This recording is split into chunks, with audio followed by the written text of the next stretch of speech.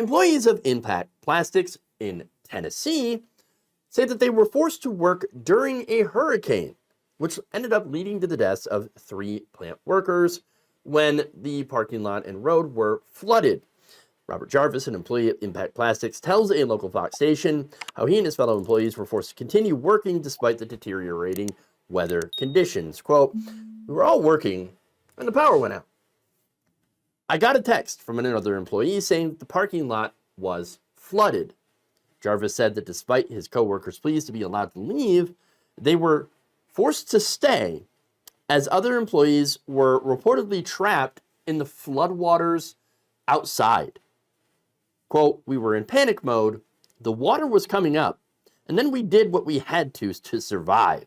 It was a guy in a 4x4 who came, picked a bunch of us up, and saved our lives, or we'd have been dead too."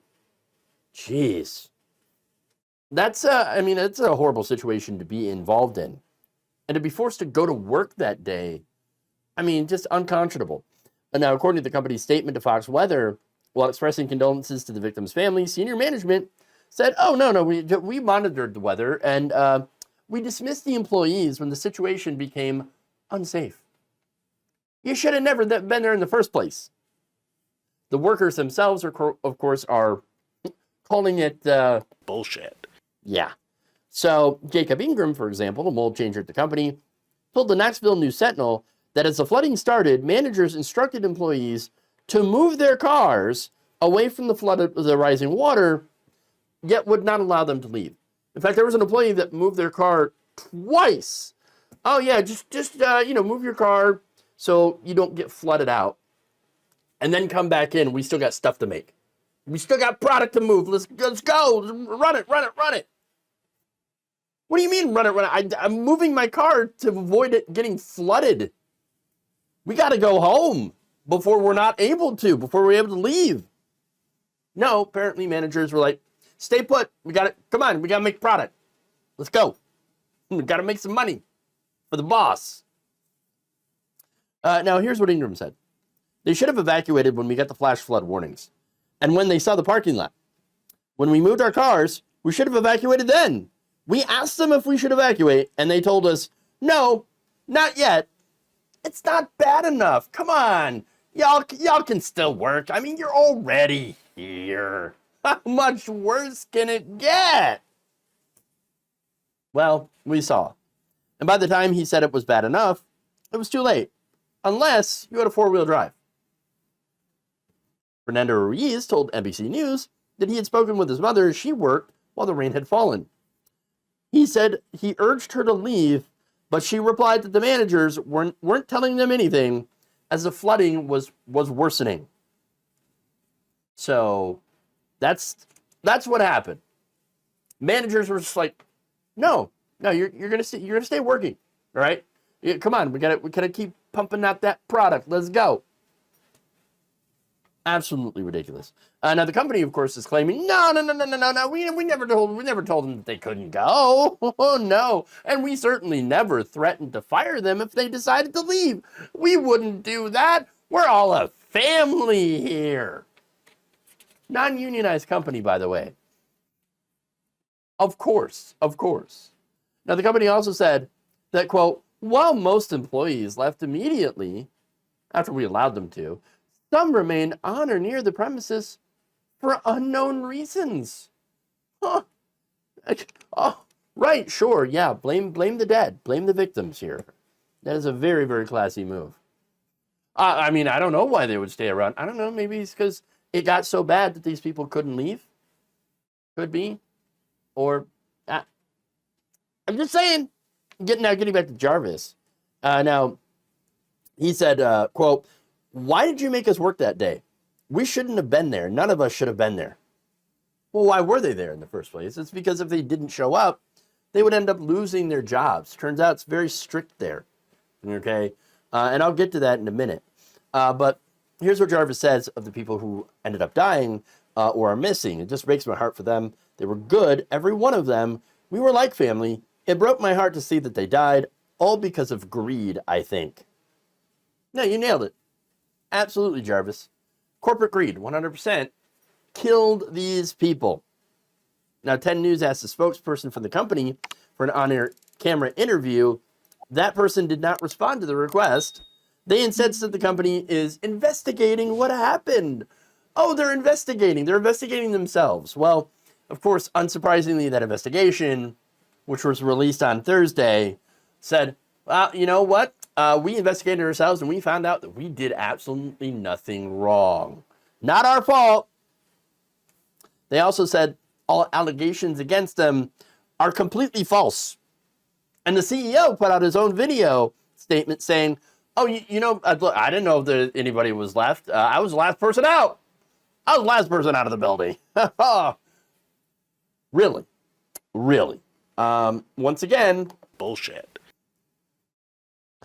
That said, the Tennessee Bureau of Investigation and the Tennessee Occupational Safety and Health Administration are investigating the circumstances to determine whether Impact Plastics Management had kept workers at the plant or made them to believe that they were not allowed to leave.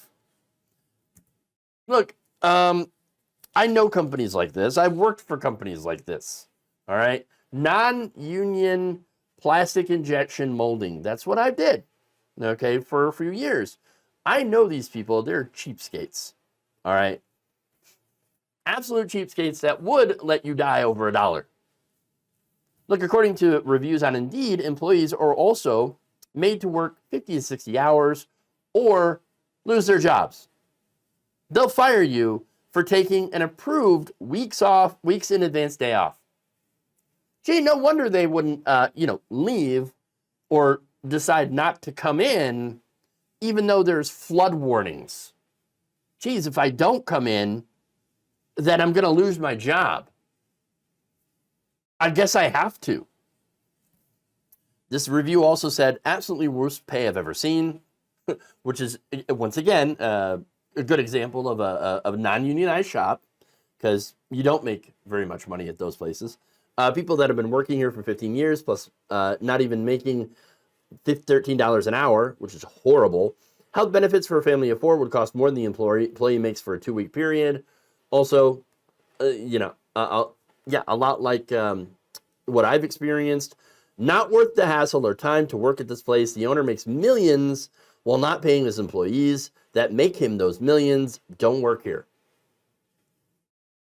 Some people didn't have a choice. Again, you're kind of like, when it comes to work, you can totally choose not to work there.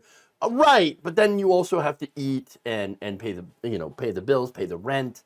And so you actually really don't have a choice. It's coercion. It's economic coercion. You either work or you die. And that's kind of the whole point, right? And sometimes in a lot of places like this, you end up going to work just to die. Now, there are some reviews on Impact Plastics that are positive, and this is on Indeed. Others, written before this week, echo the company's the complaints about the company mandating forced overtime and low pay, with numerous references to greedy management, which again doesn't surprise me at all. Then there's the most recent review, written on October 1st. Actually, there's other reviews that were much more recent now, but this is one of the main ones here, which said, we'll get you killed in a hurricane by ignoring all weather reports and forcing you to stay under threat of losing your job. There is no work-life balance when work takes your life. And that's it. 100%. The moral of the story here is these bosses don't give a damn about you. They only care about one thing, and that's getting paid. All right? It's getting money. This is why you gotta, unionize. Union power. It may not have prevented this tragedy, right? But it might have prevented the deaths.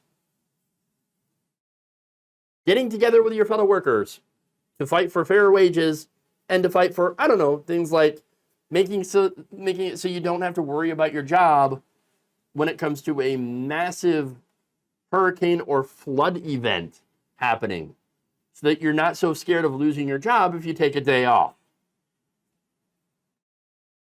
Just saying, Labor, the erosion of labor rights, is the erosion of human rights that has happened in this country over the past 30, 40, 50 years. That's why we need to get labor rights back. And instead of fighting each other as workers, we need to fight for each other. Thank you for watching. If you enjoyed this video, please like, share, subscribe, hit the bell icon in order to get notified whenever a new video is released. And if you want to support independent, progressive media through this difficult time where it seems like everybody is shutting down, you can become a member on our YouTube page, you can become a subscriber on Facebook, or you can go to my Patreon. It's patreon.com/Jeff Waldorf. Thank you.